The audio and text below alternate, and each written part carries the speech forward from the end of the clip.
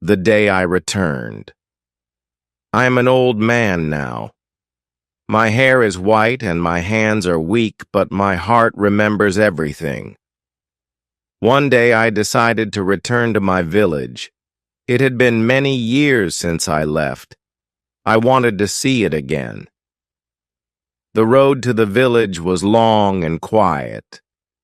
I walked slowly, using my stick to help me.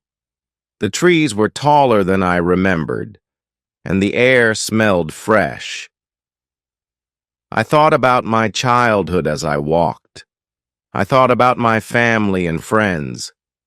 When I reached the village, my heart felt heavy.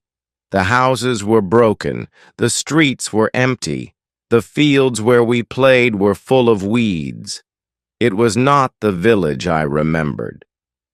I stood in the middle of the village and closed my eyes. I could still hear the laughter of children. I could still see my mother cooking in the kitchen. But when I opened my eyes, everything was gone. I walked to the place where my house used to be. The walls were broken and the roof was gone. I touched the old stones and felt tears in my eyes. This was the house where I was born. It was the house where I grew up. As the sun began to set, I sat on the ground. The village was quiet, but my mind was full of memories. I remembered the good days, the happy times, and I promised myself to never forget them. The next morning, I woke up early. The sun was rising, and the sky was pink and gold. I walked around the village again. Every step I took brought back a memory. I saw the well where we used to gather water. It was dry now, with cracks in the stone. I walked to the school. It was just a small building when I was a boy. Now it was gone. Only the wooden frame remained. I could hear the voice of my old teacher in my head. She always told us to dream big. Her words stayed with me all my life. Nearby, I found the market square. This was once the heart of the village. People sold fruits, vegetables, and handmade things. Now, it was empty. The ground was covered in dirt and leaves. I remembered the sound of laughter and people talking. It felt like those days were a dream. I sat on an old bench and looked at the hills. They were still beautiful, green, and strong. The hills had not changed, but everything else had. I wondered what happened to the people. Where did they go? Did they ever think about the village like I did? As I sat there, a bird landed near me. It was small and white with black spots on its wings. It sang a soft song. For a moment I felt peace. The bird reminded me that life goes on, even when things change. I stayed there until the sun was high in the sky. Then I stood up and kept walking. There was still more to see, more memories to find. My heart felt heavy, but I wanted to remember every part of my village. I walked to the river next. The river was where we spent our summers as children. We swam, laughed, and played games on its banks. Now the water was shallow and slow. The trees around it were dry, their leaves gone. I sat by the edge and looked into the water. My reflection stared back at me, old and tired. I picked up a small stone and threw it into the river. The ripples spread across the surface. It reminded me of the time we skipped stones as kids. My best friend always won. He could skip a stone 5 or 6 times. I smiled at the memory, but it quickly faded. Next, I walked to my family's old house. The roof was gone and the walls were cracked. I stepped inside and the floor creaked under my feet. I saw the corner where my mother used to sew clothes. Her basket of thread and needles was still there, dusty and forgotten. In the kitchen, I saw the table where we ate our meals. I could almost hear my father's voice telling stories as we ate. My chest felt tight. Those days were gone forever, but they still lived in my heart. I went to the back of the house and saw the tree where my sister and I used to play. We tied a swing to its strongest branch. The swing was gone, but the tree stood tall. I touched its bark and closed my eyes. I could almost hear her laughter.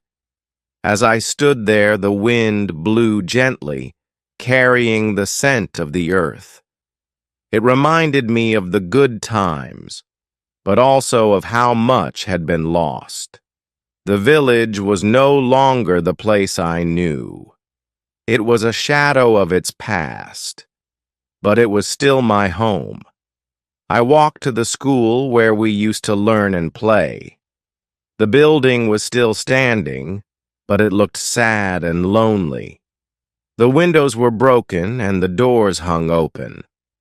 I stepped inside and saw the empty desks covered in dust. This was where I learned to read and write. I remembered the teacher who believed in me. She always told me, "You can do great things if you work hard." Her words stayed with me all my life. I could still see her smile, her kind eyes full of hope.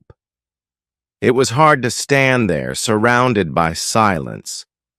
Outside the school, there was a small field. This was where we played games after class. We ran, laughed, and sometimes fought, but we always made up. The field was now overgrown with weeds.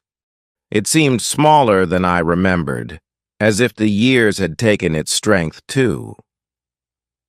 I made my way to the village square. It used to be the heart of our community. The market stalls were gone and the benches were broken. I stood in the middle, imagining the voices of people buying and selling, children running, and old men talking about the past. There was a fountain in the square, but it was dry now. As a child, I would toss coins into the water and make wishes. I wished for happiness, for love, for a good life. Looking at the dry fountain, I wondered if any of those wishes had come true. The sun began to set, painting the sky in shades of orange and pink. The beauty of the sunset felt out of place in this forgotten village. Yet it reminded me that life continues, even in the midst of loss. As the sun dipped lower, I walked to the hill outside the village. From there I could see everything, the houses, the fields, the empty streets. It was quiet, too quiet. I sat on the grass, my hands resting on my knees, and let my thoughts wander. I remembered the festivals we used to have on this hill. People from all over the village came together. We sang songs, danced, and shared food. The air was filled with laughter and joy. Now the hill felt empty, as if it missed those days too. I saw the old windmill in the distance. It used to turn slowly in the wind, its creaking sound a part of our daily lives. Now the blades were broken and it stood still, like a tired giant. It made me think about time and how everything changes, no matter how much we want it to stay the same. The stars began to appear in the sky. I looked up and thought about my family. My parents, my sister, my friends, they were all gone now. I carried their memories, but it wasn't the same. The village was my connection to them, and seeing it like this was heartbreaking. As the night grew darker, I lit a small candle I had brought with me. I placed it on the ground and watched the flame dance in the breeze. It was a small light, but it brought me comfort. It felt like I was honoring the past, the people, and the village that had shaped me. Sitting there, I realized that even though the village was in ruins, it was still part of me. The memories, both happy and sad, were mine to carry. They made me who I am.